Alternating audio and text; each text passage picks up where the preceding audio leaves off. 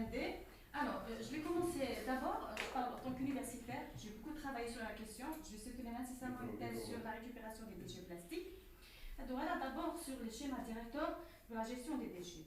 Il faut dire au début, schéma directeur de la gestion des déchets, statistique et partie perspective.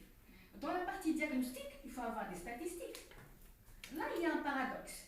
Pour avoir des statistiques et dire qu'au niveau national, la récupération, elle est pratiquement à 90% assurée par l'informel. Donc, où est-ce que vous allez avoir ces statistiques? Ça, c'est le premier élément.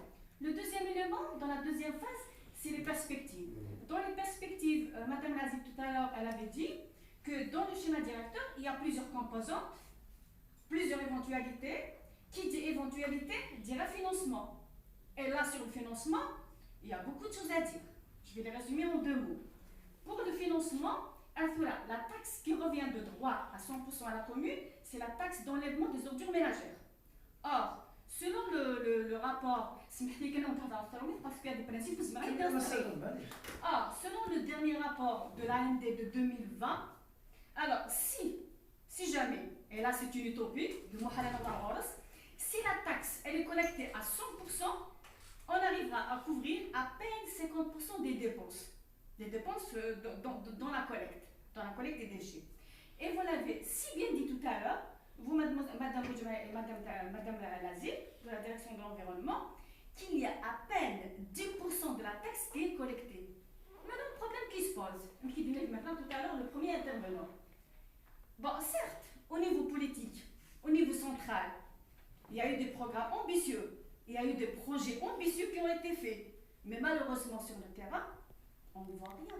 Donc il y a un grand fossé, un grand décalage entre ce qui est défini au niveau central et ce qui est réellement pratiqué au niveau local. Tout à l'heure, force est de constater, malheureusement, ça me fait vraiment mal à cœur, que l'État, les établissements publics, soit le Sériwani, soit la ND, soit la direction de l'environnement, ils sont toujours confinés dans un discours technique. Le taux de collecte, l'enfouissement, les décharges. Mais, or, dans la gestion des déchets, il y a le technique et beaucoup de reste. Quand je parle au reste, il y a l'économie, il y a le socioculturel, il y a la composante humaine, il y a la composante stratégique. Tout à l'heure, vous parlez de Madame Lazib, elle parle de toute collecte. Au niveau des villages, 40 villages en Kabylie n'ont pas accès à un service minimum, c'est le service de la collecte des déchets. Or, là il y a un paradoxe. En parallèle, la valorisation, le tri, la collecte sélective. Il y a certains villages en Kabylie qui sont exemplaires dans le domaine. Mais malheureusement, en ville, on ne voit pas ça. Pourquoi? La raison est très très simple. Parce que il y a ce qu'on appelle l'appropriation. Mais des villages, c'est-à-dire la population, elle est hétérogène. Donc là, le problème qui se pose, c'est bien de dire on a sensibilisé, mais est-ce que réellement il y a un programme de sensibilisation de manière continue? C'est des opérations occasionnelles, sporadiques. Une fois par hasard, à l'occasion d'une journée mondiale de tel, de X et de Y. Mais il y a absence d'un travail continu. Je ne vais pas trop tarder, sinon je vais parce que c'est des choses qui me tiennent vraiment à cœur. Il y a un autre problème aussi, mais c'est là, on est toujours dans l'urgence.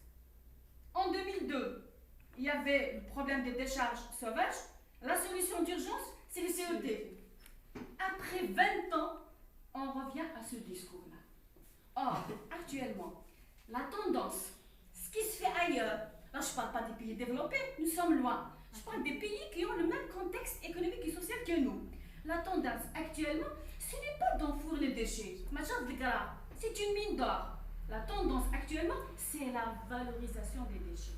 Merci.